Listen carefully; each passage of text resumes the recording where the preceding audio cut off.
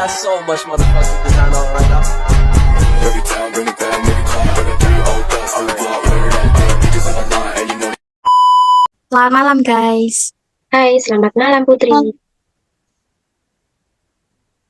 Kalian tahu Camels nggak sih? Kamel, apa itu? Apakah kamel yang digunakan untuk mengukur suatu kesehatan bank itu? Iya, betul sekali Devi. Jadi Camels itu merupakan suatu metode yang digunakan untuk menilai tingkat kesehatan suatu bank baik secara kualitatif maupun kuantitatif berdasarkan 5 aspek. Yang pertama itu kapital atau permodalan, yang kedua aset, yang ketiga manajemen, yang keempat earning atau rentabilitas, yang keempat likuiditas, dan yang kelima itu sensitivity of market atau sensitivitas pasar. Yang pertama itu adalah bank umum, Bank Mandiri atau PT Bank Mandiri Persero. Itu didirikan sebagai bagian dari program restrukturisasi perbankan yang dilaksanakan oleh pemerintah Indonesia. Yang dimana pada bulan Juli 1999, 4 bank pemerintah yaitu Bank Daya, Bank Dagang Negara, Bank Ekspor Impor Indonesia, dan Bank Pembangunan Indonesia dilebur menjadi satu yaitu Bank Mandiri, di mana dari masing-masing bank tersebut memiliki peran yang tak terpisahkan dalam pembangunan perekonomian Indonesia. Sampai dengan hari ini, Bank Mandiri meneruskan tradisi selama lebih dari 140 tahun memberikan kontribusi dalam dunia perbankan dan perekonomian Indonesia. Nah, dalam Bank Mandiri tersebut bisa kita analisis kesehatan dari bank tersebut menggunakan metode Camels. Oke, jadi ini merupakan hasil dari perhitungan mengenai PT Bank Mandiri Persero yang bisa analisis kesehatan banknya itu bisa menggunakan metode Camel. Yang pertama itu adalah CAR atau Capital Adequacy Ratio.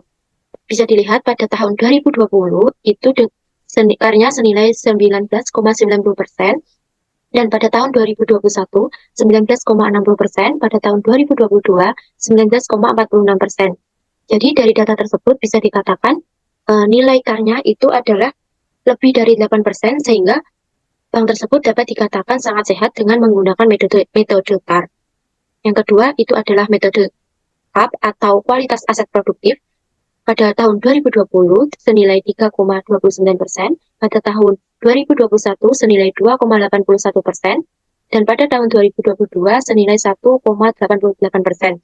Dari data tersebut dapat dikatakan nilai CAP-nya kurang dari 3% sehingga dinyatakan sangat sehat. Dan untuk yang ketiga adalah metode NIM atau Net Interest Margin.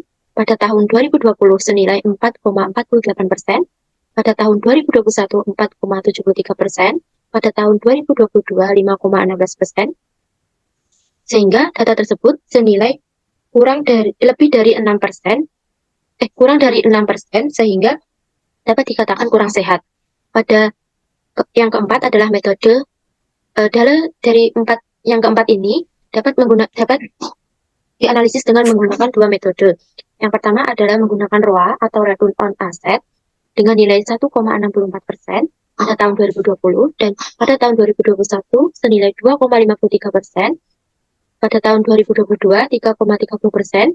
Dari data tersebut dinyatakan nilai ROA-nya adalah lebih dari 2%, sehingga bank tersebut dinyatakan sangat sehat. Yang kedua yaitu metode BOPO atau beban operasional pendapatan operasional. Pada tahun 2020 senilai 80,03%, pada tahun 2021 67,26%, dan pada tahun 2022 57,35%.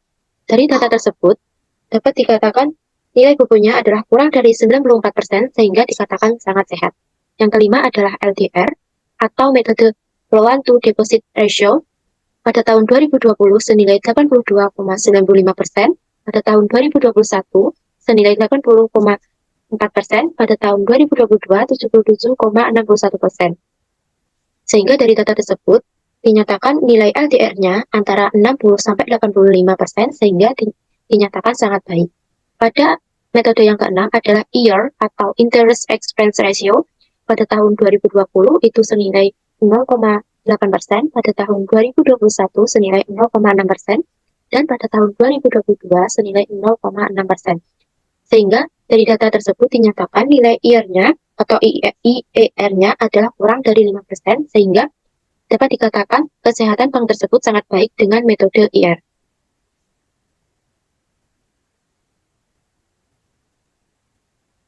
Baik, itu tadi dari Bank Mandiri. Ya, betul.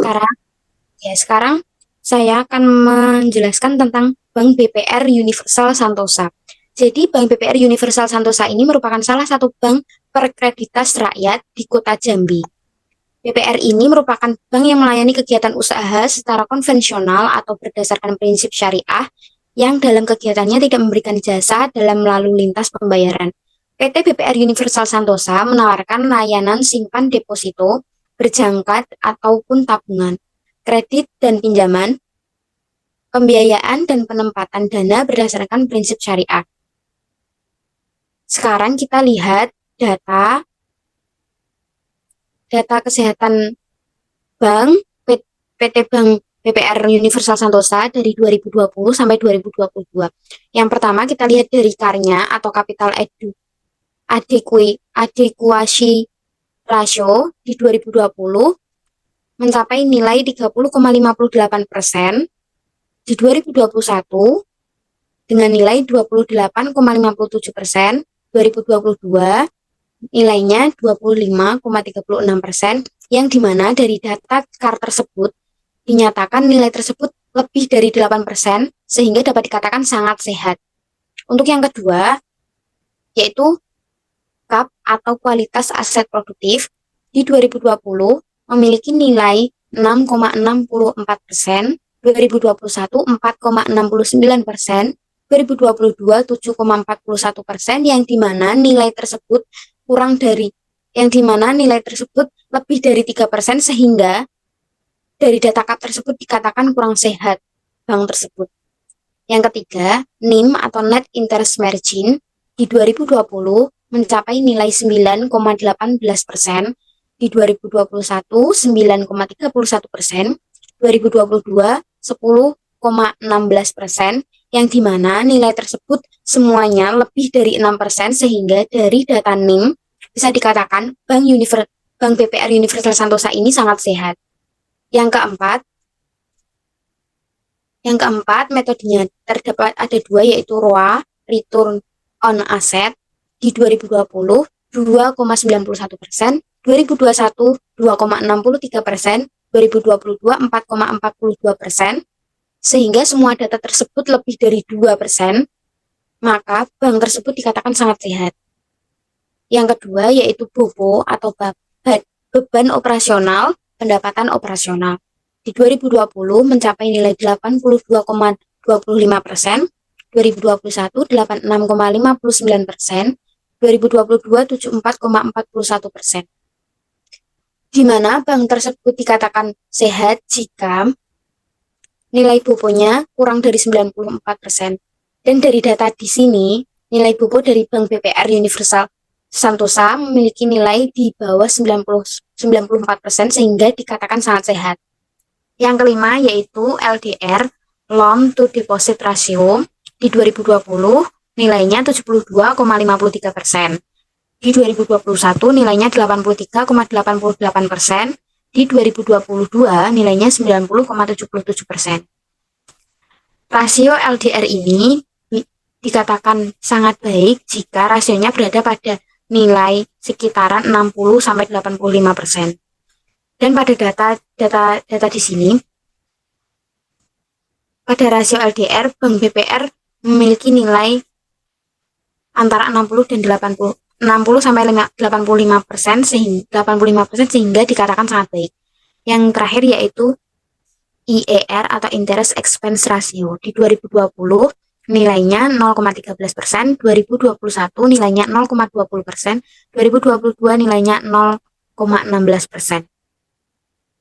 Dari data tersebut dikatakan Bank BPR memiliki kesehatan yang sangat baik dikarenakan IER-nya kurang dari 5%.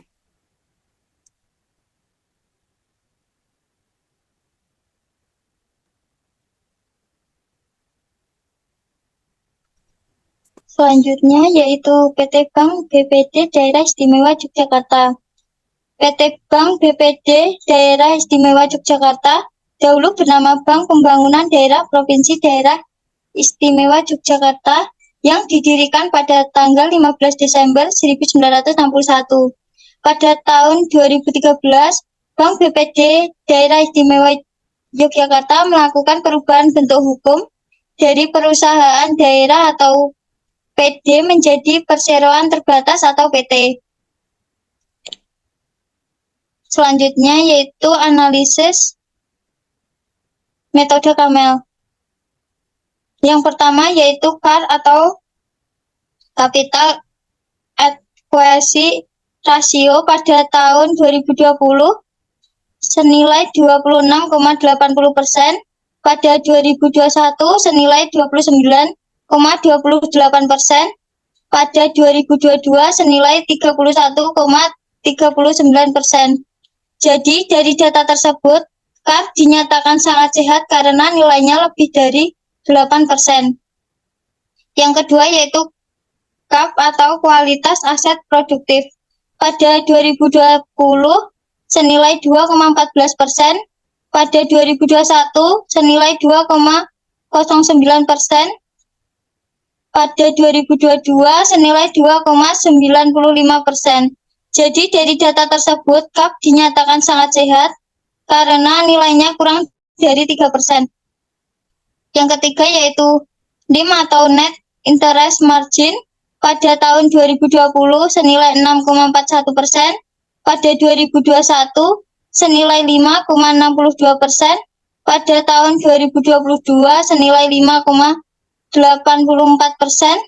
Jadi dari data tersebut NIM dinyatakan sangat sehat pada tahun 2020 karena nilainya lebih dari 6%, dan pada tahun 2021 dan 2022 dinyatakan kurang sehat karena nilainya kurang dari 6%.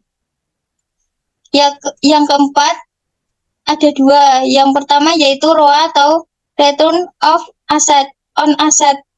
Pada tahun 2020 senilai 2,27%, pada 2021 2,16%, pada tahun 2022 senilai 2,18%. Jadi dari data tersebut, ROA dinyatakan sangat sehat karena nilainya lebih dari 2%. Yang kedua yaitu BOPO atau beban operasional pendapatan operasional.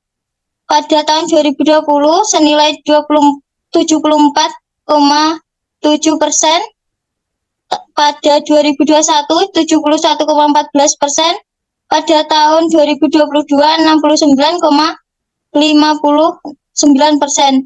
Jadi dari data tersebut, BOPO dinyatakan sangat sehat karena nilainya kurang dari 94%. Yang kelima yaitu LDR atau Loan to Deposit Ratio. Pada tahun 2020 senilai 74,28%, pada 2021 senilai 75,00%, pada tahun 2022 senilai 79,21%. Jadi dari data tersebut LDR dinyatakan sangat sehat karena nilainya lebih dari 60%. Keenam yaitu IER atau Interest Expense Ratio. Pada tahun 2020 senilai 0,07%, pada tahun 2021 senilai 0,10%, dan pada tahun 2022 senilai 0,08%. Jadi dari data tersebut, IER dinyatakan sangat sehat karena nilainya kurang dari 5%.